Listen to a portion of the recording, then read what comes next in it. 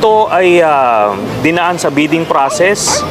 Pero nung nanalo na sa bidding, biglang iniiba nung kontratista yung mga nakalagay dun sa napag-usapan.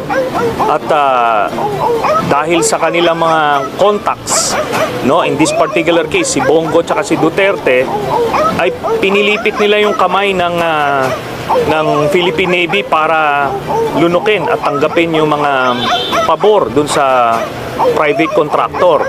At nung hindi po nang pumalag yung Philippine Navy, in this case yung dating flag officer in command Admiral Mercado, ang ginawa ni Duterte, pinatanggal siya sa pwesto at naglagay siya ng isang bata niya na opisyal na willing tanggapin yung anomalous na contract na yun.